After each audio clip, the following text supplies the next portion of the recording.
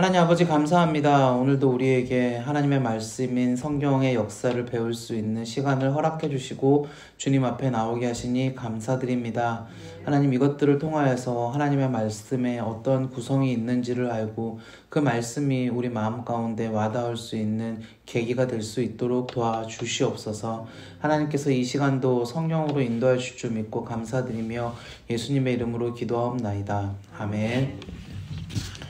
네, 오늘은 6번째 시간입니다. 초기 왕정 역사에 대해서 오늘 함께 해보려고 하고요. 우리가 매 시간에는 한 10분 정도 우리가 성경의 역사에 관하여서 전체적으로 계속 복습을 하고 훑어보고 있는데 그 부분을 먼저 하고 오늘 초기 왕정 역사에 관하여서 함께 좀 이야기를 해보도록 할게요. 오늘 우리가 계속해서 하고 있는 거는 성경의 역사이고요. 성경의 역사를 시대적으로 구분을 해보면 왜 시대적으로 구분을 하느냐? 그러면 각각의 성경이 어떠한 배경을 갖고 있는지 어떠한 맥락에서 이해해야 되는지를 우리가 좀 알기 위해서 시대적으로 구분을 해보면 첫 번째 성경의 역사의 첫 번째 시대는 창조시대라고 했었죠. 창조시대는 당연히 창세기에 나오는 내용들이 하나님의 창조시대, 하나님의 창조부터 시작해서 노아의 홍수, 그 다음에 바벨탑 사건까지 이어지는 창조시대가 있었고요. 두 번째는 족장시대였습니다. 창세기 12장부터 이어지는 아브라함으로부터 시작하는 아브라함, 이삭, 그리고 야곱, 그리고 요셉으로 이어지는 족장들의 시절, 창세기 12장부터 50장까지를 족장시대라고 우리가 불렀었습니다. 자, 족장시대가 끝이 나고 나면은 이 시간이 이제 400년 정도가 여기서 시간이 흐른다라고 했었죠. 그리고 하나님께서 한 사람을 부르시는데 그 사람의 이름이 누구였습니까? 모세였어요. 그래서 모세 시대가 이어지는데 모세 시대는 다시 크게 두 가지 시대로 연결이 된다 그랬죠. 첫 번째 시대는 출애굽 시대라고 해서 애굽을 탈출하는 이야기가 있는 출애굽기의 내용과 그 다음에 하나님의 법도를 민수기가 아니죠. 하나님의 법도를 세운 출애굽기에서 연결되어지는 레위기까지의 내용이 출애굽 시대였고요.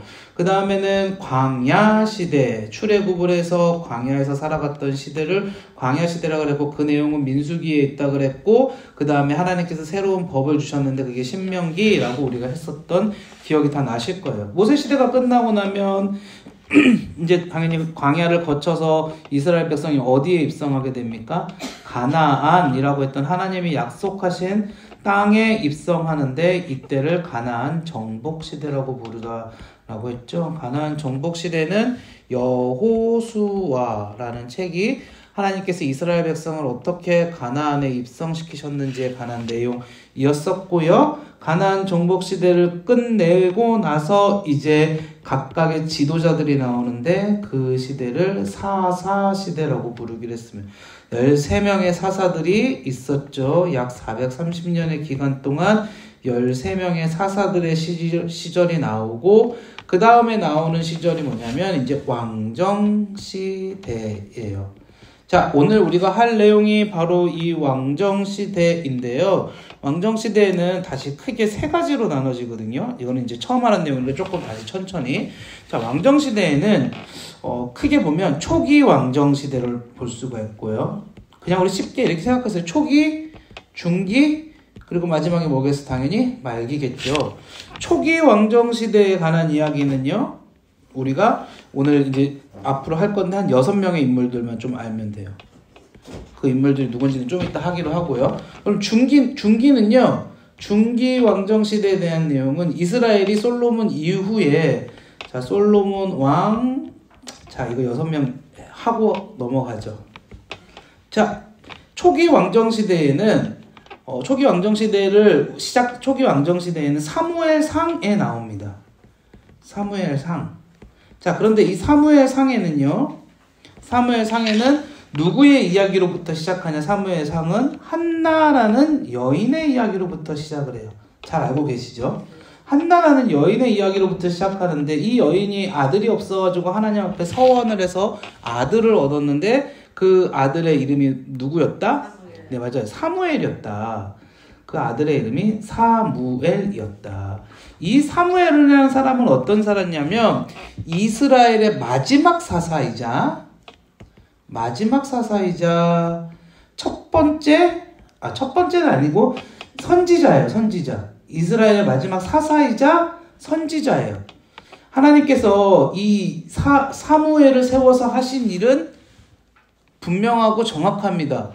나라의 기틀을 만들면서 사무엘을 세워서 뭘 하셨냐면 왕에게 기름을 부으셨어요. 그 왕이 누구였냐? 첫 번째 사울 왕이었고요. 두 번째 그 왕이 다윗 왕이었죠. 그 유명한 다윗 왕이었어요. 그런데 여기서 우리가 한 명 더 기억해야 될 것은 자, 다윗 전에 누가 있었다? 다윗의 증조모인 룻과 보아스에 관한 이야기가 룻기에 등장하죠. 그러니까 여기서 룻이 이렇게 시대적으로 연결되는 사람이구나 라는 걸 알아두고 넘어가면 좋을 것 같아요. 그러면 한 명, 둘, 셋, 넷, 5명 알았어요. 마지막 한 명은 누굽니까? 보았습니까? 아니요. 누굽니까? 솔로몬의 아들, 다윗의 아들 솔로몬까지는 우리가 좀 기억을 하자고요. 그러면 이게 초기 왕정이에요. 초기 왕정에 3명의 우리가 이 인물들을 지금 봤어요. 6명의 인물들을 봤어요. 그 중에서 이 사무엘이라고 하는 선지자가 첫 번째 사울왕과 두 번째 다윗왕을 세웠고요. 그 다음에 다윗의 아들이 솔로몬이 세 번째 왕이 되었어요. 자, 이때까지를 통일왕조라고 불러요. 통일왕조. 그런데 솔로몬 이후에 누가 왕이 되느냐? 아들인 르호보암이 왕이 되는데 르호보암 때에 나라가 분열이 됩니다. 어떻게 분열이 되냐면 르호보암이 남쪽 왕이 되고요. 북쪽 10개 지파가 자, 그러면 이 남쪽의 2개 지파는 누구하고 누구밖에 없냐면 유다와 베냐민밖에 없어요. 나머지 북쪽의 10개 지파의 여로보암이라는 사람이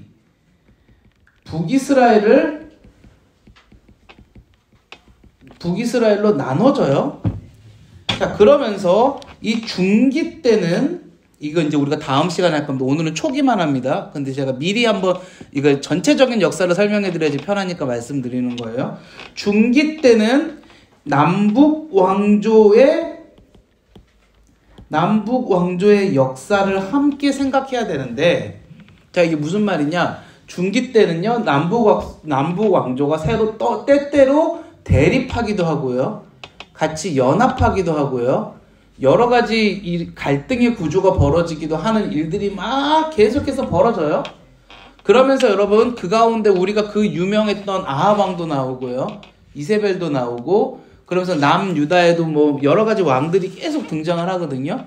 그런 상황 가운데서 이해하면 이게 좀 이해가 편한데, 우리가 그러지 않고 그냥 매번 성경을 이게 단문 그 텍스트로만 계속 보니까 이해가 어렵거든요.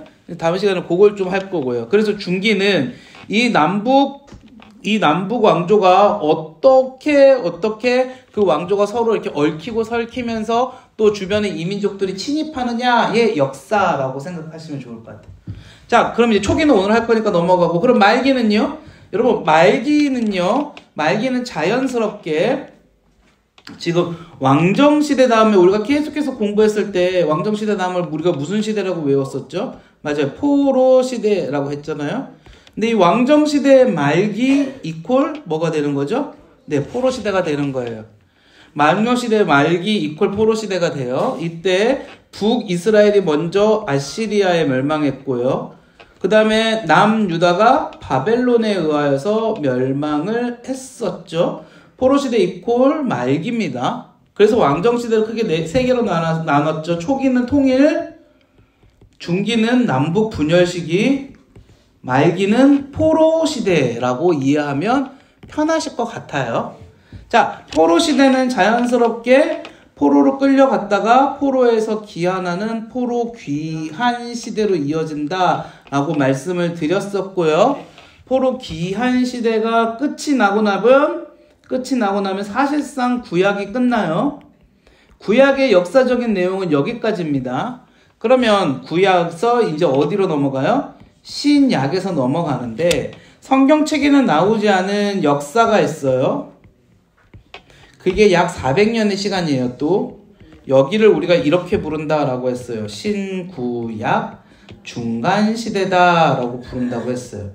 아니 뭐 성경에 나오지도 않는데 이걸 우리가 왜 알아야 돼요? 알아야 되는 이유는 이겁니다. 신약을 잘 이해하기 위하여서.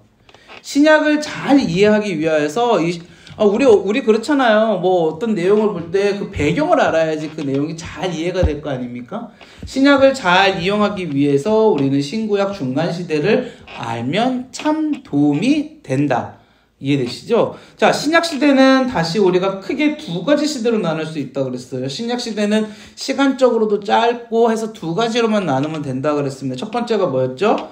예수님의 생애. 그래서 우리가 이제 나중에 후반에 가서 예수님의 생애에 대해서 1시간을 할 거고요. 또 한 가지는 사도들의 시대. 근데 이 사도들의 시대는 뭐냐면 다른 말로 해보면 교회가 세워지는 초기 교회의 시대라고도 할 수 있어요. 이제 사도들에 의해서 여기저기에 여러분 보세요. 우리가 항상 지중해를 이제 떠올리면서 이제 봤었잖아요. 여기가 이렇게 지중해고 여기가 이스라엘이라고 했을 때 유럽과 아프리카와 아시아라고 했었죠. 하나님이 특별하게 바울이라는 사도를 선택하셨을 때 이 바울이 했던 일은 뭐냐면 이렇게 다니면서 배를 타고 다니기도 하고 뭐 여기 에베소 막 이런데 다니기도 하면서 이제 이 시간에 자세하게 할 건데 다니면서 뭘 했습니까? 복음을 전파하고 첫 번째.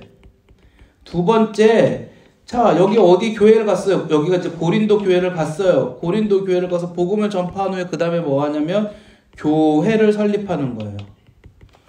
유럽으로 계속 가죠. 아프리카로 가죠. 아시아로도 나중에 빌립 같은 선교자들이 갔어요. 이해되시죠? 그러니까 이때를 교회가 세워지는 교회의 시대, 복음의 시대라고 부를 수가 있겠죠. 이해되시죠? 왜 이렇게 갔을까요? 바울이 중간에 그런 말을 하거든요. 내가 서바나까지 가서 복음을 전하고 싶다. 서바나가 지난번에 한 말씀 드렸는데 여기 스페인이라 그랬거든요. 스페인이 유럽의 땅 끝이래요. 그러니까는 왜 땅 끝으로 가고 싶었겠어요? 예수님이 하셨던 지상 복음, 너희는 예루살렘과 온 유대와 사마리아와 땅 끝까지 이르러 복음을 전파해라 라고 했던 그 예수님의 말씀을 이루고 싶어서 바울이 그렇게 했던 거예요. 근데 땅 끝 옆에 하나 더 있었죠. 그때 당시 잘 모르던 아메리카가 있었는데 어쨌든 그렇게 해서 바울은 그 순수하게 복음을 가지고 더 서쪽으로 가고 싶어 했었다라는 것도. 그래서 그 복음을 전했던 시대고요. 성경은 여기서 끝이 나죠. 근데 성경 다음에 우리가 굳이 이야기를 할 수 있는 거는 이제 교회들의 시대라 그래서 우리가 교회의 역사, 교회사라고 부른다라고 말씀을 드렸었습니다. 자, 넘어가서 오늘은 다시 이제 아까 한번 설명드렸던 초기 왕정 시대에 관해서 할 거고요. 자, 빠르게 한번 해보겠습니다. 초기 왕정시대 6명의 인물을 꼭 기억하세요. 아까 했던 거니까 빠르게 넘어가면 첫 번째 사무엘상에 나오는 인물이 누구라 그랬죠? 한나라 그랬어요. 한나의 아들이 누구였습니까? 사무엘이었고요. 사무엘은 두 가지 직책이 있었다 그랬죠. 첫 번째 사사였고요. 두 번째 선지자였습니다. 이 사무엘이 선지자로서 하나님께서 명령하신 대로 2명한테 기름을 부으는데 왕의 기름을 붓죠. 그 2명이 누구였냐? 첫 번째가 사울을 왕으로 세웠고요. 두 번째가 다윗을 왕으로 세웠습니다. 그리고 다윗은 솔로몬을 낳게 되죠. 그런데 오늘은 다윗 초반부까지만 할 거예요.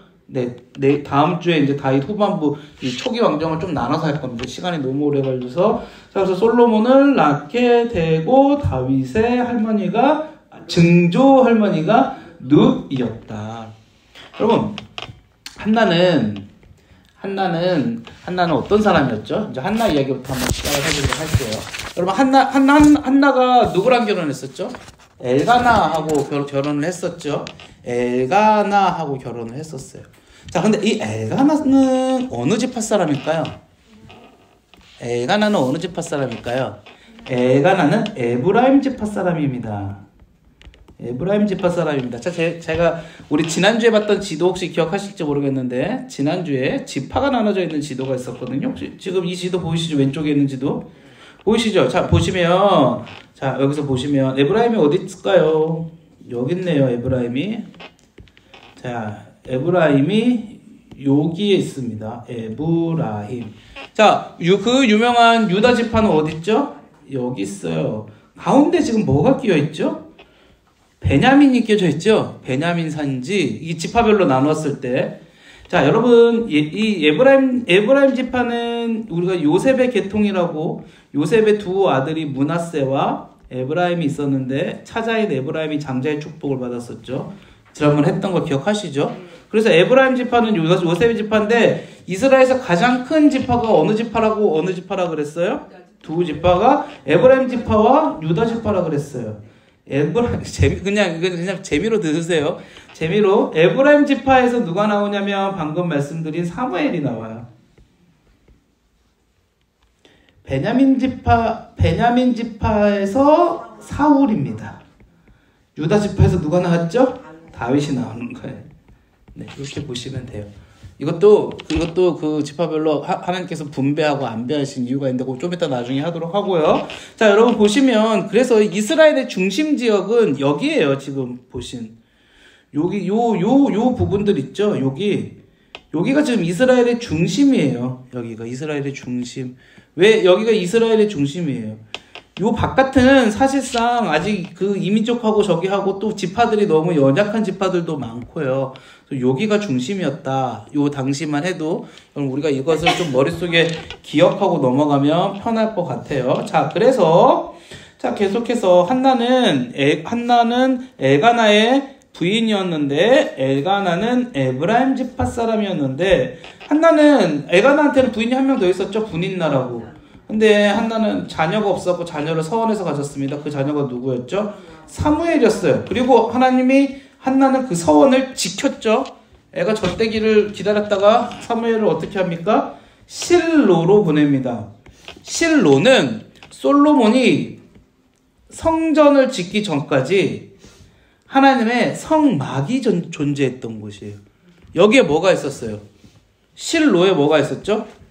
실로에 언약궤가 들어가 있었어요. 하나님의 법궤. 뭔지 아시죠? 모세가 받아온 돌판을 넣어놨던 궤가 있었던 곳이 실로예요. 실로. 이해되시죠? 이 실로에 누가 있었다? 이 실로에 당연히 누가 있었겠어요? 대제사장이 실로에 있었겠죠. 자, 여러분 보세요. 여기가 지금 실로예요. 실로. 여기 유다 지파, 여기 에브라임 지파. 가운데가 누가 있겠어요? 네, 베냐민 지파가 당연히 있겠죠. 이렇게 있는 거예요. 여기가 실로예요. 실로. 이쪽 좀 동쪽이죠. 여기에 지금 있는 거예요. 그런데 사무엘이 거기에 가서 이제 대제사장이 있으니까 원래 제사장 지파는 누구만 했습니까? 네이 지파만 했죠. 그런데 하나님이 특별히 하나님이 아니고 한나가 특별히 사무엘을 하나님의 종들을 섬기는 사람으로 드린 거죠. 서원에서. 그래서 여기서 실로에서 가 있었는데 실로에 원래 대제사장이 누가 있었냐면 엘리 제사장이 있었어요. 근데 이때가 이제 이 사무엘의 배경이 되는 사무엘서의 배경이 되는데 사무엘서에서 배경에서 제일 중요한 거는 이제 블레셋이 나옵니다. 블레셋. 자, 여러분 블레셋은 어떤 존재들일까요? 블레셋에 대해서 좀 이해를 하고 넘어가자고요. 자, 블레셋은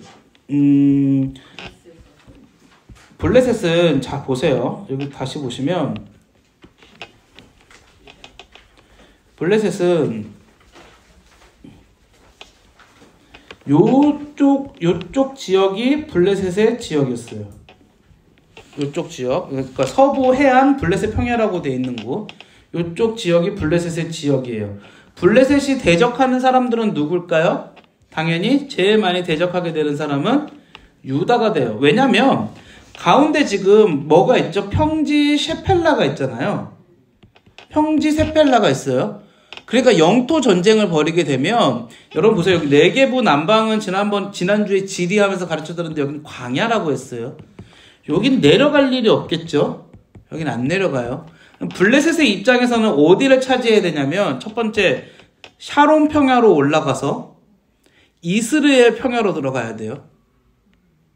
블레셋의 입장에서 보면요. 왜요? 먹는 게 곡식이 제일 중요하잖아요. 여러분 싸울 때 쓸모없는 여기 사막을 차지하실 거예요? 평야 땅을 차지하실 거예요? 평야를 차지해야겠죠. 그리고 주도권을 얻으려면 어디를 점령해야 되냐면 이 셰펠라 평지를 차지해야 돼요. 왜? 여기는 지금 유다가 강력하잖아요. 여기는 산이에요. 여기서 다 산지입니다. 유다, 예루살렘 이런 데는 엄청난 천의 요새예요. 그러니까 이런 데하고 계속해서 싸움이 났을 거 아니에요, 블레셋이? 그러니까 블레셋이 교두보를 확보하려면 어디를 차지하고 있어요? 평지 셰펠라. 그러니까 여기서 계속 붙는 거예요. 여기서 계속 붙는 거예요. 안 그러면 나중에 사울하고 싸움해서 이 이스라엘 평야에서 블레셋이 붙거든요. 이렇게 올라가거나. 그러니까 둘 중에 하나입니다. 이렇게 일로 갈 필요는 사실 별로 없어요. 이렇게 들어갈 필요는 별로 없어요. 여기는 지금 가장 큰 적이 이렇게 붙어 있으니까 원래 블레셋 영역은 요 정도거든요. 그러니까 여기하고도 잘 안 붙는다고요. 이해되시죠? 블레셋이 치고 올라갈 때만 붙는다고요. 아니면 여기 유다는 당연히 요렇게 하고 셰펠라가 가운데 있으니까 여기서 교전이 있을 수밖에 없고. 자, 블레셋 하면 사실 블레셋은요 그렇게 오랜 기간 나오지 않아요. 블레셋은 성경에서 약 40년의 기간밖에 나오지 않습니다. 이 블레셋이라고 하는 뜻은 필레데피안가? 네, 그게 요즘 팔레스타인으로 변형된 원래 언어가 있거든요. 그게 이방인이라는 뜻을 갖고 있어요. 이방인이라는 뜻을 원래 가지고 있대요. 이주자라는 의미. 그래서 지난 시간에 말씀드렸지만 해양 민족인데 원래 그리스 쪽 세력에서 정확하지는 않아요. 이거로 뭐 너무 오래된 사실인데 정확하지는 않아요. 네, 그리스 페니키아 쪽에서 이주했던 이주자라는 거는 거의 정설인데 이주했을 것이다. 그러니까 예를 들면 여기가 지중해잖아요. 여기 지중해고 이스라엘이 이 지중해 동쪽 끝에 여기 있거든요. 그러니까 이런데 그리스가 이런데 있고 여기가 노마 이렇게 있잖아요. 그럼 그리스 쪽이나 아니면 북아프리카 옛날 이제 나중에 노마하고 붙는 뭐 카르타고 지역 이런 쪽에 북아프리카는 여기 중아프리카는 완전 사막이고요. 북아프리카는 그래도 좀 살기 좋은 기후대인 거 아시죠? 기후가. 이쪽 사람들이 아마 이렇게 넘어왔을 것이다. 이렇게 보는 견해들이 여러 가지가 있어요. 어쨌든 해양 민족이고 이방 민족인데 무역도 잘하고 똑똑하고 기골도 좋고 아마 그랬을 거라고 생각을 하죠. 이 사람들이 어느 순간 이렇게 넘어와서 이제 여기서 대적을 하는데 성경책에서 가장 크게 블레셋과 대적했던 첫 번째 인물은 누구냐면 삼손이에요. 삼손에 관한 이야기가 굉장히 많이 나와요. 이 삼손이 마지막 사사라 그랬죠. 마지막 사사예요. 삼손이 어느 지파였습니까? 삼손이 베냐민 지파였습니다. 자, 그러니까 제가 이 지도를 자꾸 보여드리는 이유가 이해가 되시죠? 이 지도를 자꾸 보는 우리가 이유가 뭐예요? 블레셋 지역이 지금 여기라 그랬죠? 그러니까 자꾸 유다, 베냐민, 조금 더 가서 에브라임 여기하고 붙을 수밖에 없는 이유를 이제 아시겠죠? 네. 베냐민 지파 사람이 삼손이었어요. 그러니까 삼손이 있는 동안에는 어떻게 했습니까? 삼손이 20년간 사사를 했다라고 성경에 나오고 삼손이 있는 동안에는 감히 블레셋이 준동하지 못했다가 삼손이 나중에 어떻게 됐습니까? 죽었어요. 삼손이 죽었죠. 어쨌든 뭐 삼손이 죽을 때 죽인 숫자가 뭐 어쩔저쩔 하지만 결론적으로는 삼손이 사라졌잖아요. 결론적으로 삼손이 사라지고 나니까는 이 블레셋의 힘이 세지는 거죠, 당연히. 블레셋의 힘이 당연히 세질 수밖에 없는 거죠. 그러니까 이 사무엘이 본격적으로 활동하기 전에 무슨 일이 벌어지냐면 이 힘이 세진 요쪽에 있었던 이 힘이 세진 블레셋이요. 이스라엘로 들어옵니다. 이스라엘로 들어오는데 들어오다가 여기 아벡이라는 곳이 있거든요. 아벡이라는 곳에서 크게 전투를 한번 벌여요. 이걸 아벡 전투라고 벌여요. 이때 그 유명한 일화가 나오는 거예요. 여기 실로라는 곳에 뭐가 있다 그랬어요? 네, 하나님의 언약궤가 있었다 그랬죠. 이 아벡 전투가 1차, 2차 블레셋 전투가 되는데요. 블레셋과의 전투가 되는데 1차가 지고 나니까 어떻게 했어요? 실로에서 언약궤를 가지고 아벡으로 왔죠. 그래서 여기서 싸웠는데 어떻게 됐습니까? 졌어요. 그리고 언약궤를 뺏겨서 이 언약궤가 어떻게 해요? 블레셋으로 들어가는. 우리 그 잘 아는 성경의 내용이 여기서 나오는 거예요. 블레셋에 들어가서 어떻게 해요? 돌고 돌아서 다시 벳세메스로 왔죠. 여기서 벳세메스로 와서 어떻게 했어요? 기랏 여아림으로 다시 왔죠. 그리고 거기서 언약궤가 멈췄어요. 누가 다시 왕이 될 때까지? 다윗이 왕이 될 때까지 거기 머물러 있는 거예요. 계속 그러니까 그 시간도 십몇 년이 흘러가는 거죠. 자, 이런 사건이 벌어졌어요.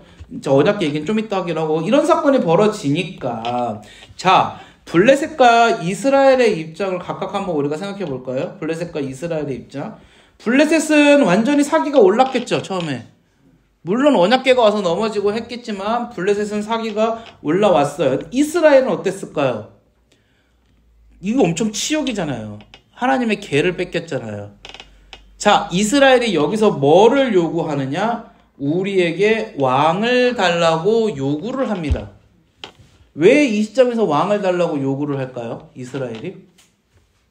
두 가지 이유가 있는데, 첫 번째 이유는 이 외부 세력들을 보니까 왕이라는 존재로 의하여서 뭔가 단합이 되는 것 같고, 뭔가 이게 여기서 파생할 두 번째 문제는 단합돼서 상대방을 정복하니까 뭔가를 자기들이 얻을 수 있을 것 같은 착각하는 거죠. 이스라엘에 원래 왕이 없었던 게 아니라 하나님이 왕이셨는데, 근데 이러한 역사적 사건이 벌어지면서 이들이 사실은 언약궤라는 그 물품이 중요한 게 아니라 그들이 하나님을 믿었어야 되잖아요. 근데 하나님을 믿지 않고 어떻게 합니까? 네, 그냥 왕을 세우기를 원하는 거예요. 그래서 지금 이 성경의 내용을 보면 오늘 그 사무엘 7장에 보면 하나님의 언약궤를 뺏기는데, 그 사무엘상 8장 들어가면서 이스라엘 백성이 우리에게 왕을 달라라고 요구합니다. 나중에 한번 성경 천천히 한번 읽어보세요. 그러니까 얼마나 웃긴 상황이 됩니까? 근데 왕이 있는 게 좋으면서도 왕이 있는 게 안 좋죠. 그런 어떤 리더십을 가질 수 있고 힘을 얻을 수는 있겠지만, 이건 왕은 있으면 왕은 섬겨야죠.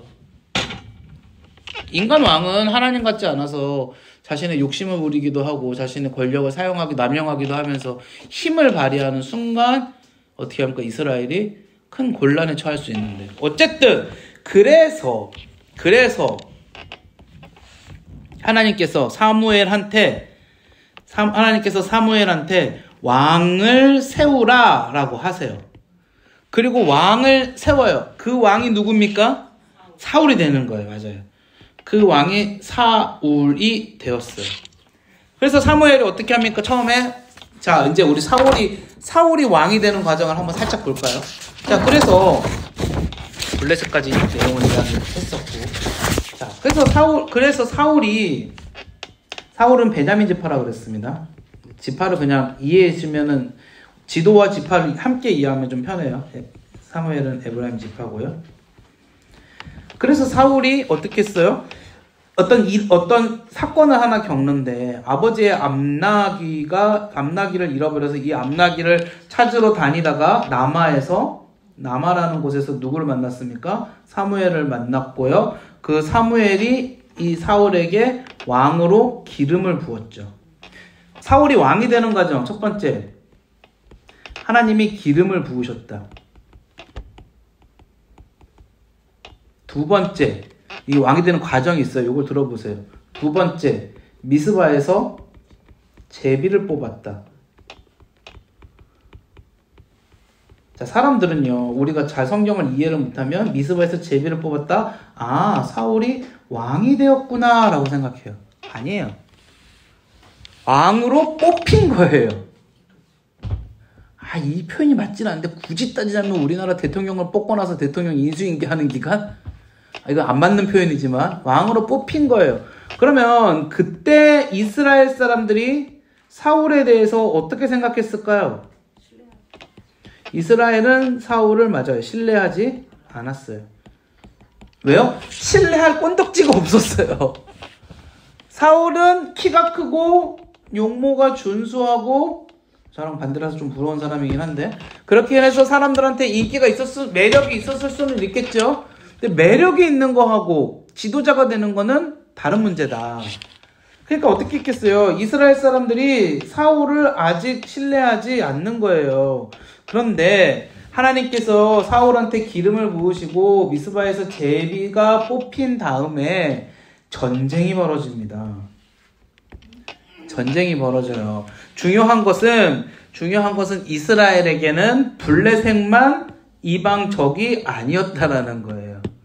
이번에는 이스라엘이 이렇게 있으면 여기 지금 블레셋 아까 이 지도로 보여드리는 게 편하겠구나. 자, 여기 보시면 이스라엘이 이렇게 있으면 이쪽에는 블레셋이 있다 그랬죠. 그런데 이번에 침입한 세력은 누구냐면 이 암몬이라는 세력이에요. 암몬이라는 세력이 이렇게 이스라엘로 바로 들어온 게 아니고요. 여기 보면 길르앗 야베스라고 있어요. 길르앗 야베스라는 곳으로 들어왔어요. 이거는 근데 명백하게 길르앗 야베스로 들어오면 이스라엘로 들어오겠다라는 어떤 전초전이기는 해요. 길르앗 야베스로 이렇게 들어왔어요. 이때 나서는 사람이 누구냐면 사울이 되는 거예요. 사울이 이때 나섭니다. 사울이 이때 나서서 사람들을 쫙 모으죠. 사람들을 쫙 모아서 어떻게 해요? 그 암몬과의 전쟁을 하게 되고요. 이 암몬왕 나하스였는데 그 암몬과의 전쟁에서 승리하게 돼요. 암몬과의 전쟁에서 승리해요, 사울이. 그러면서 사울이 사람들로부터 신뢰를 얻기 시작하고요. 사람들이 와 대단하다. 그래서 길르앗 야베스에서 전투를 한 후에 사람들이 이제 내려오죠. 다시 내려오면서 길갈이라는 곳에 왔을 때 당신이 우리의 왕이 되어 주시옵소서라고 왕으로 추대를 하는 겁니다. 이해되시죠? 이게 잘 모르고 그냥 막 읽을 때는 저는 좀 정신이 없더라고요. 아니 기름 부었는데 그럼 왕이 된 건가? 근데 아직도 제비를 또 뽑고, 근데 제비를 뽑았는데 또 왕이 또 돼? 왕이 3번 되는 건가? 이게 아니라 하나님이 먼저 선택하신 거고요. 하나님이 선택하신 거를 사람들한테 공표하신 거고요. 사람들이 그것에 대해서 인정한 겁니다. 이해되시죠? 네. 하나님이 그걸 일부러 이걸 통해서 보여주신 거예요.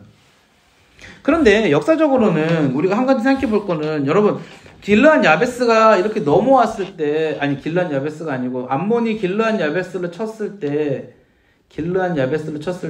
사울이 굉장히 분노하거든요. 사울이 분노한 이유가 있어요. 뭘까요? 여러분들 다 하셨던 내용인데, 힌트는 사울이 베냐민 지파입니다. 잘 기억 안 나시죠? 우리가 사사시대 할 때요. 사사시대 할 때 그 2가지 사건 했었던 거 기억나세요? 레위인의 첩사건하고 또 한 가지가 뭐였죠? 네, 내전이 벌어졌던 사건이 했었죠. 그 내전이 베냐민과 다른 지파들 간에 싸움이 있었던 거 그때 기억하시죠? 근데 이 베냐민 지파가 그때 어떻게 됐다? 몰살되고 600명만 남았다. 근데 이 600명이 실로에서 처음에 그 처자들을 데리고 와서 결혼을 하고, 그 다음에 제일 많이 데리고 왔던 곳이 어디였다? 길르앗 야베스에서 처녀들이 400명이 왔다. 자, 이해되시죠? 베냐민과 길르앗 야베스가 어떤 관계였을지 이해가 되시죠? 이제 쉽게 생각해 보면은. 네. 그래서 사울이 길르앗 야베스가 암몬한테 그렇게 당하고 있으면 안 넘어갈 수가 없는 건데, 여기서 사울이 보여주는 중요한 게 뭐였냐면, 사울이요, 조직력을 발휘해요. 이전까진 조직력이 이스라엘에 없었어요. 이스라엘은 이민족이 쳐들어와도요, 지파별로 뭉쳐서 하나님께서 지파별로 사사를 세우셨을 뿐이에요. 그러니까 지역 싸움이었어요. 아까 우리가 이 지도를 봐서도 보면은, 자, 보시면은 여기 지금 이방 민족들이 옆에 이렇게 쫙 있잖아요. 이방 민족들이 오면은 이방 민족들이 들어온 지역의 사람들만 가서 싸웠을 뿐이에요. 굳이 여기가 다 연합하고 단합할 필요는 없었어요. 그런데 사울의 싸움부터는 점점 이게 국지전에서 약간의 전면적 성격을 띠는 걸로 변화하기 시작해요. 사울 싸움 다음부터.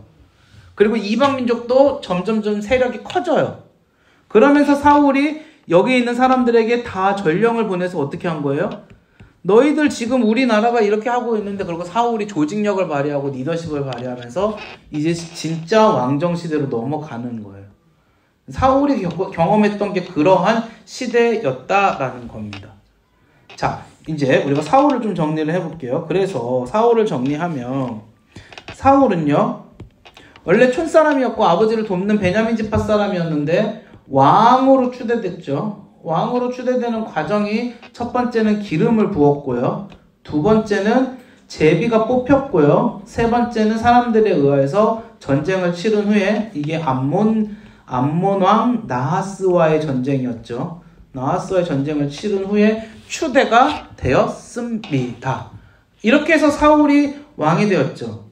이렇게 해서 왕이 된 사울은요, 이제 사울이 했던 거는 왕이 됐으니까 무슨 일을 하겠어요? 사울이 해야 될 일은 분명해요. 이민족들과의 싸움이에요. 사울이 했던 것들은 이민족들과의 싸움이에요. 가장 큰 적이 누구였어요? 지금은 암몬하고 싸웠지만 원래 사울의 가장 큰 적은 누굽니까? 블레셋. 중요한 거죠. 사울의 가장 큰 싸움은 블레셋과의 싸움이에요. 그래서 성경에 사울하면 블레셋 이야기가 계속 나오는 거예요. 자, 블레셋은 다시 한번 정리하지만 총 3사람하고 연관이 커요. 블레셋은 성경에서 총 3사람이 누구냐? 첫 번째 삼손, 두 번째 사울, 그리고 다윗까지. 다윗의 시기에 사실상 블레셋은 다 평정이 돼요. 근데 하도 블레셋에 대한 이야기가 우리가 인상이 깊으니까 블레셋에 대한 이야기를 많이 듣는 거죠. 사울의 싸움은 블레셋과의 싸움이다. 그래서 여기 왕이 된 사울은 두 번째, 사울의 전쟁이 성경에 기록되어져 있어요. 두 번의 전쟁을 우리가 특별히 기억해야 되는데, 첫 번째가 게바 포위 작전이라는 전쟁이고요, 두 번째가 아말렉과의 전쟁이에요. 아말렉은 남방 네게브 지역에서 올라오는 사람들입니다. 여러분, 그 출애굽기에 보면 아말렉이 한 번 더 싸우죠. 아말렉이 이스라엘과 한 번 대차게 싸우죠. 출애굽기에. 자, 여기가 이스라엘이고 여기가 이집트잖아요. 이집트에서 홍해를 넘어와서 이렇게 광야 생활했잖아요. 아말렉은 여기 있어요. 그러니까 광야 생활할 때 아말렉 부딪혔겠죠. 아말렉이 다시 쳐들어오는 거는 위로 이렇게 올라오는 거예요. 이해되시죠?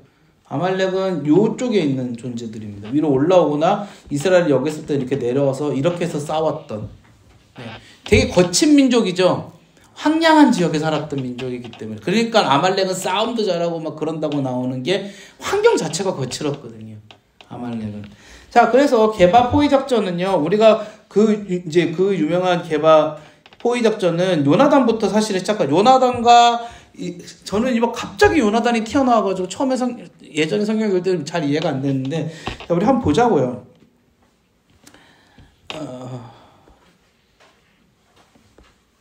지도를 제가 하나 뽑아왔거든요. 만들어왔거든요. 자, 여기 보시면 오른쪽 것부터 봐야 되는데, 자, 여기가 게바라는 곳이거든요. 게바.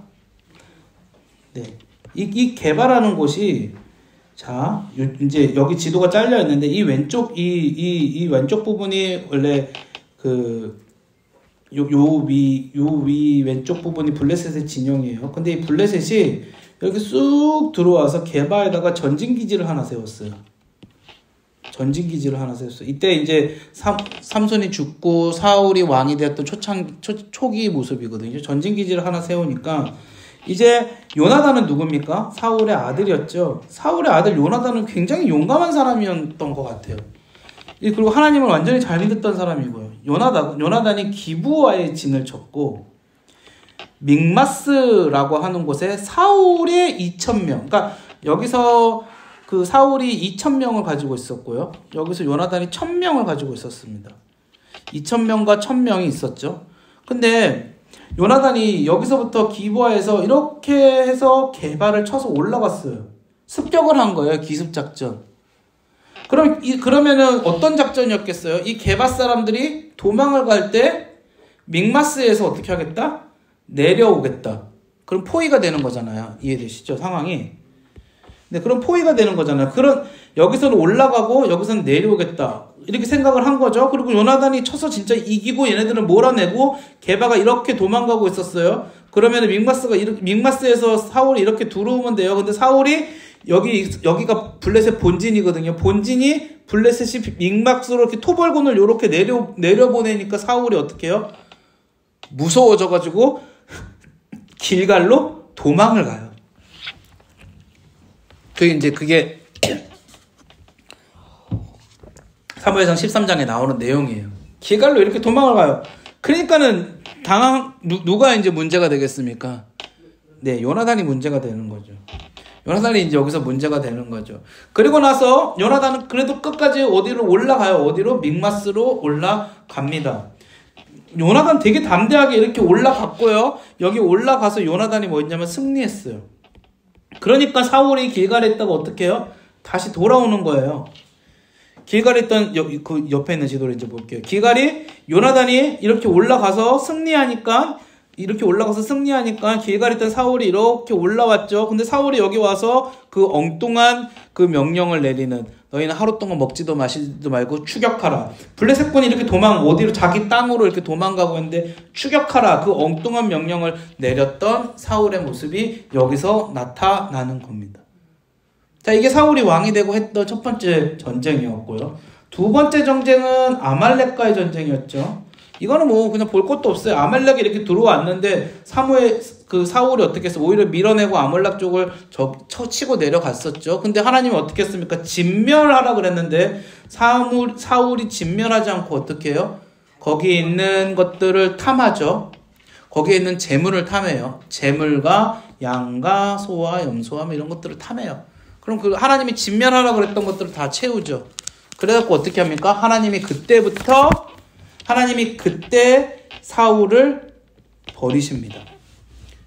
그리고 넘어가면서 사무엘이 누구를 바로 만나냐? 자, 여러분 이게 지금 사무엘상 15장까지의 내용이거든요. 이게 바로 연결되는 내용이에요. 그 다음에 하나님이 누구를 사무엘 보고 만나게 하시느냐? 다윗에게로 나가는 거예요. 다윗에게로. 바로 넘어가요. 다윗에게로. 여기까지 보고 하나님이 안 되겠다 그러고 누구를 부르신다고요? 다윗을 부르신다고요. 사울이 왕이 되는 과정이 어땠어요, 여러분? 첫 번째, 기름 부음. 두 번째, 제비 뽑음. 네, 세 번째, 추대됨. 이거였죠. 자, 다윗도 기름 부음으로 당연하게 시작을 하는 거죠. 그리고 아직 왕이 되지는 않았죠. 다윗도 기름 부음으로 하나님께서 다윗을 기름을 부으세요. 다윗에게 기름을 붓고 다윗이 이제 하나님께서 왕이 될 것이다 라고 하죠. 다윗이 우리가 이제 여기서 조금 딸리는 몇 가지 내용들이 있는데, 다윗의 생애를 보면요, 다윗은 유년기, 그 다음에 기름 부음을 받고요. 그 다음에 나오는 내용이 뭐냐면 여기 잠깐 골리앗 이야기 나오고, 그 다음에 도피입니다. 도피. 다윗은 도피하죠. 그리고 다윗은 도피하다가 사울이 죽고 왕이 되는데 헤브론에서 왕위를 있다가 나중에 예루살렘으로 오죠. 여기서 왕을 하다가 이제 말년을 보내고 죽습니다. 지금 우리는 여기를 보고 있는 거죠. 기름 부음을 받고 다윗이 사울 왕의 궁전에서 이제 악기를 켰다라고 우리가 알고 있습니다. 그 이후에 골리앗 싸움을 경험하고요. 그러니까 사울의 왕의 악기를 켤 때만 해도 사울이 다윗에 대해서 인식은 제대로 못했던 것 같아요. 여러분 그 왕 옆에서 악기 킨다 그래서 조금 보던 얼굴이네, 낯설지는 않네, 이 정도지 뭐 정확하게 왕이 다 기억할 수 있는 건 아니잖아요. 무슨 말인지 이해되시죠? 뭐 정확하게 어떤 관계였는지 저도 잘 모릅니다, 솔직히. 그런데 아마 그랬던 것 같아요. 그러니까 다윗이 이렇게 골리앗과 싸우겠다고 올 때 뭐 그렇게 막 친밀하게 반응하지 않지 않습니까? 알고는 있었던 것 같은데. 아무튼 뭐 그렇습니다. 그러다가 어떻게 해요? 골리앗을 다윗이 죽이고 나니까 다윗의 명성이 쫙 올라가죠. 쫙 올라가고 나니까 이 다윗이 이제 사울의 대적자가 되기 시작하는 겁니다. 사울이 다윗을 어떻게 해요? 이제 더 이상 좀 고깝게 여기고 이제 긴장하기 시작하죠. 네, 사울이 다윗에게 긴장하기 시작합니다. 그러면서 사울이 다윗을 계속해서 죽이려고 하는 사건들이 이제 벌어지게 되는 거죠. 자, 그러면 갑자기 사울 이야기하다가 다윗 당연히 중간에 껴있으니까요. 사울은요, 다시 사울의 인생을 계속해서 정리를 해가면 사울은 첫 번째 왕으로 되는 과정이 있었고, 왕이 되는 성경에 나온 사울의 과정은 왕이 되고요. 초기 전쟁 역사가 나오고요. 초기 전쟁 역사. 이게 아까 말씀드렸던 블레셋과의 전쟁 1차, 또 하나 아말렉과의 전투가 나왔고요. 그 이후에 다윗과 얽힌 스토리들이 나오는 거예요. 다윗과 얽힌 스토리. 자, 사울의 인생을 4가지로 정리할 수 있어요. 왕이 되는 과정, 초창기 전쟁, 초기 전쟁, 다윗과 스토리. 자, 그 다음에 한 가지가 이제 말기, 사울의 말기 전쟁. 사울이 죽게 되는 전쟁을 이야기하는 거겠죠. 네, 이렇게 총 사울은 4가지의 인생, 4가지의 삶의 그 모양이 성경 사무엘상에 기록되어져 있다라는 거. 아, 이것만 봐도요, 우리가 성경을 조금 체계적으로 이해하는 데 도움이 돼요. 뒤죽박죽 되지 않고. 자, 그래서 그 유명한 다윗이 이제 도피하는 내용이 사무엘상 후반부에 가면 다윗의 도피 내용이 쭉 기록이 되어져 있는 거예요. 그런데 여러분, 다윗의 도피는 어디서 이루어졌을까요? 다윗은 유다 지파거든요. 그래서 다윗의 도피는요, 우리가 쭉 볼 때 아까 이 그림이, 이 지도가 좀 좋은 것 같아서, 네, 이 지도가 좀 좋은 것 같아서 다윗의 도피는요, 다윗이 여러분 그 시편을 많이 썼잖아요. 근데 시편 가운데서 뭐라 그럽니까? 내가 광야에서 있을지라도 하나님이 나를 도우셨다. 내가 광야의 동굴 가운데, 음침한 골짜기 가운데, 여러분 이 네게부 지역이 광야, 이 사울 다윗이 도피했던 주된 지역입니다. 네게부는 뭐라 그랬어요? 광야라 그랬잖아요. 거친 지역이라 그랬잖아요. 기억하시죠? 그래서 이스라엘 지리를 봤던 게 우리에게 도움이 되는 거예요. 왜 여기서 이렇게 했냐? 여기가 유다 산지잖아요. 그러니까 여기가 지금 누가 다윗은 유다 출신이잖아요. 그러니까 요 밑으로 이렇게 내려오는 거죠. 블레셋이 어디 있었어요? 여기 있었어요. 여기 위에서 이렇게 하다가 다윗이 블레셋에 잠깐 들어가죠. 그때 이렇게 들어가는 거예요. 그리고 그렇게 도는 거죠. 이 베냐민에서 위에서 원래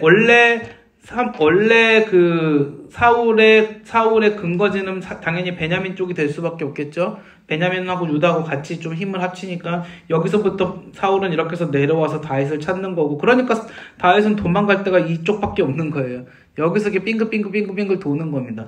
다윗이 처음에 갔던 곳은 에브라임이었어요. 왜 에브라임으로 가냐면 여기 가가지고 사무엘의 어떤 이제 사무엘이 죽기 직전에 사무엘에게 어떤 도움을 받고 이제 도망가기 시작하면서 네겝으로 내려가는 거거든요. 네, 이런 과정들이 있었다라는 걸 우리가 알면 좋을 것 같아요. 그래서 이제 다윗의 도망 과정 가운데에는 여러 가지 사건들이 있었죠. 근데 이것도 그 지도를 하나 가지고 왔는데, 오늘 지도가 너무 왔다 갔다 하니까 정신이 없으시죠? 네, 그러려냐고 봐주시면 감사하겠습니다. 이게 지금 다윗의 도망 경로거든요. 이거 지금 제가 다 설명하기에는 지금 시간도 거의 끝나가는데 다 설명하기는 어렵고요. 이게 다윗의 지금 도망 경로입니다. 다윗의 도망 경로. 여기 지금 여기가 지금 사해니까 요 옆에 쪽이 아까 우리가 말했던 네게부 지역이다라고 했었었죠. 여기 베들레헴이니까 여긴 유대 지역이고, 요 밑이 이제 요 밑지역이 이제 네게부 지역이라고 할 수 있을 것 같은데, 요 밑에서 이렇게 돌아다녔던 거예요. 근데 우리가 그 성경 보면 많이 나오는 뭐 십광야라든가 마온광야, 요새에 들어갔다가 막 이런 내용들이 여기 다 있죠.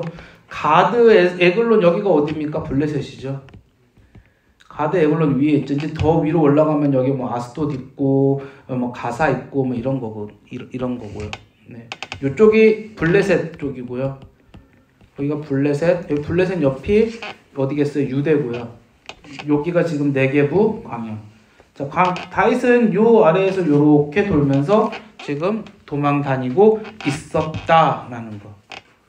우리가 좀 기억하면 좋을 것 같아요. 네네, 그렇습니다. 우리 한 가지만 더 볼까요? 다윗이 그 골리앗과 싸웠던 곳?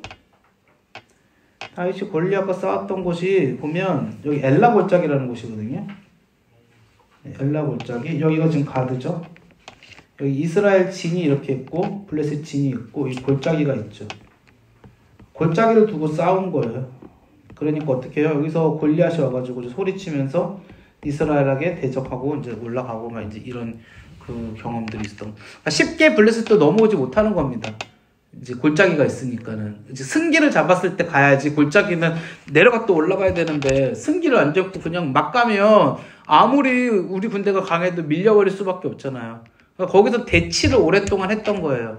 근데 그 대치는 사기가 굉장히 중요한데 그때 이제 다윗이 나섰던 거죠. 네, 이런 것들을 우리가 좀 볼 수 있고요. 자, 아까 한 번 더 보려고 하면은 여기 보면은 지금 이게 나만은 사무엘의 근거지고요. 사무엘의 집. 다윗은 베들레헴 사람이었죠. 사울은 기브아 사람이었죠. 네, 이렇게 있었다. 네. 이제 보니까 아까 말씀드린 것처럼 에브라임, 베냐민 그리고 유다 이렇게 나뉜다. 이러한 상황이 있었기 때문에 그러한 역사적인 배경도 일어나는구나 라는 것들을 좀 이해하시면 편할 것 같습니다. 자, 그래서 이제 정리를 좀 해볼게요. 오늘 했던 내용. 지금 다윗의 도피 경로를 오늘 굳이 하지는 않았어요. 왜냐면 다윗의 도피 경로를 너무 많이 하면 좀 힘드니까. 자, 일단 정리를 하고 한 가지 내용을 더 해야 됩니다. 자, 그래서 오늘 했던 내용이 우리가 우선 오늘 이 초기 왕정을 정리를 했고요. 초기 왕정에서 6명의 인물을 봤는데 중요한 인물이 사무엘이었고요. 사무엘이 처음으로 기름을 부었던 사람이 사울이었죠. 사울의 인생은 크게 4가지로 정리할 수 있다고 그랬어요. 왕이 되었던, 그 다음에 사울이 초창기 전투, 초기 전쟁, 두 번째, 여기 이 초기 전쟁에서 블레셋과 싸우고 아말렉과 싸웠는데 다 하나님 뜻대로 싸우지 않았죠. 이 블레셋과의 싸움 가운데에서 그 엘라 골짜기 전투도 있는 겁니다. 하나님 뜻대로 싸우지 않았죠. 그러니까 어떻게 됩니까? 하나님이 다윗을 선택하셨죠. 그래서 다윗이 기름을 붓고 이때부터는 다윗과 얽히는 스토리가 나옵니다. 그때 다윗이 도피하는 내용이 이 사무엘상 내용에도 쫙 기록이 되어 있죠. 자, 그 다음에 사울의 인생에서 마지막은 말기 전투인데 이 말기 전투도 누구랑 관련이 있느냐? 블레셋과 관련이 있습니다. 사울이 계속해서 사실 다윗의 도피 내용까지 보면 참 좋았는데 다음 주에 제가 할 수 있으면 다윗 이야기할 때 다윗의 삶을 정리하면서 한 번 더 해드릴게요. 사울이 다윗을 막 쫓아다니던 와중에 전령이 와서 이야기하죠. 지금 큰일 났습니다. 블레셋이 대대적으로 침공했습니다. 라고 전령이 오면서 블레셋과의 전투가 벌어지니까 사울이 더 이상 다윗을 쫓지 못하고 블레셋과 전투를 하러 가게 되는데 이 전투가 사울의 마지막 전투가 된다. 그러면서 사울이 죽고 누구한테 넘어가요? 왕권이? 다윗한테 넘어가는 거예요. 사실은 사울의 왕이었던 이스보셋이라는 사람이 있어요. 이제 그건 다음 주에 할 거니까. 이스보셋한테 사울의 왕권이 가긴 하지만 결국엔 다윗한테 넘어가죠. 자, 여기서 지금 보면 이거를 아벡 전투라고 불리는데, 자, 아까도 설명을 드렸지만 이 전투의 양상은 어떻게 되느냐? 자, 여기서 아벡이라는 곳이 있죠. 이 전투의 양상은 이 오른쪽 거를 먼저 봐야 돼. 여기 보면 블레셋 사람들이 다시 전면전으로 쳐들어옵니다. 근데 어디를 쳐들어오냐면 이스라엘 평야로 쳐들어옵니다. 이스라엘 평야. 우리가 지난 시간에 제가 왜 지리를 먼저 했냐면 사실 이런 이유 때문에 지리를 먼저 한 거거든요. 네.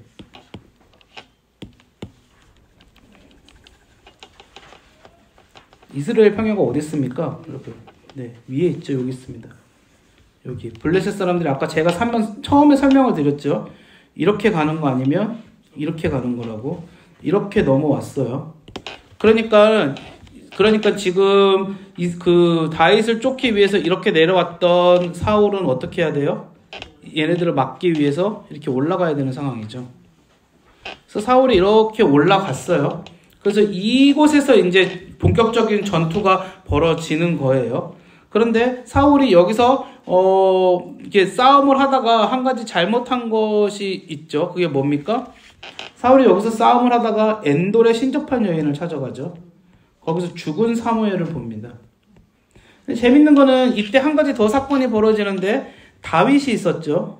다윗이 처음에 여기로 들어왔었죠. 블레셋으로 들어왔다가 아기스에게 거짓말하고 미친 척하고 나왔다가 다윗이 다시 여기를 칩니다. 시글락이라는 곳을 칩니다. 시글락이라는 곳을 칩니다. 그러니까 얘네들이 블레셋이 여기만 집중할 수 없게 돼요. 이해되시죠?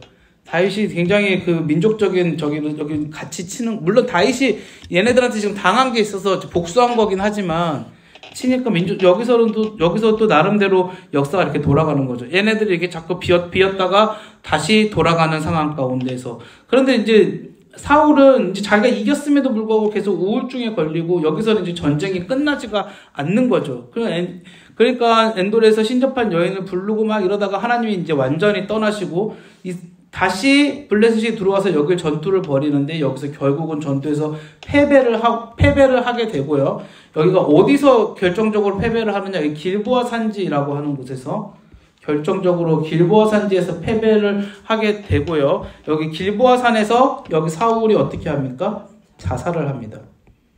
사울이 자살을 했을 때 블레셋 그 사람들이 이 사울 왕의 시체를 찾아가지고 여기다가 그 매달아 놓고 가거든요. 이 시체를 누가 수습해 주느냐?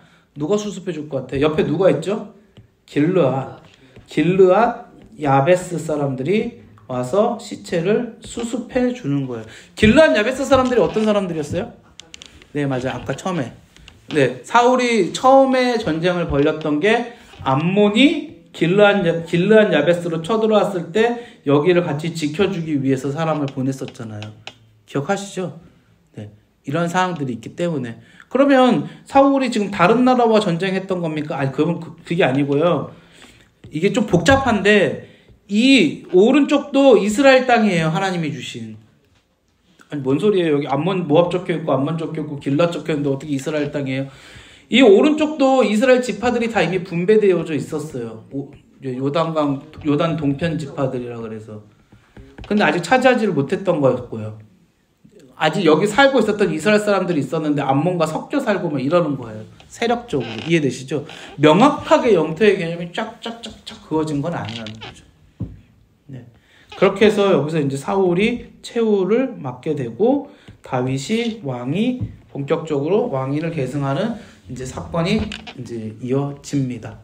네. 오늘은 여기까지이고요. 그래서 다음 주에는 초기 왕정시대의 두 번째 시간으로 다윗에 관한 이야기를 좀 더 하고요. 그 다음에 바로 좀 연결해서 솔로몬은 짧게 좀 넘어가고 다음 주는 이제 중기 남북 분열 시대를 좀 다루고 다뤄야 될 거예요. 남북 분열 시대까지 다음 주는 다루고 그 다음 이제 차차 계속 진도를 나가도록 하겠습니다. 네, 오늘은 여기까지였습니다. 네. 모두 고생하셨고 기도하고 마치도록 하겠습니다. 하나님 아버지 감사합니다. 오늘은 초기 왕정시대의 역사에 대해서 우리가 한번 살펴보았습니다. 아버지 하나님께서 어떻게 왕들을 세우셨는지, 그들은 자신들의 힘으로 왕이 된 것 같지만 결국은 하나님께서 세우신 사람들 아니었습니까? 아버지, 그들이 하나님을 떠났을 때 하나님이 그들의 힘을 깎을 수밖에 없었고, 아버지 앞에 순종할 때 하나님께서 그들과 함께 하셨던 것을 우리가 기억하며 우리는 하나님께 순종하는 삶을 살아갈 수 있는 주님 나라의 백성이 될 수 있도록 도와주시옵소서. 이 시간 하나님께서 인도해 주심을 감사드리며 예수님 이름으로 기도하옵나이다. 아멘.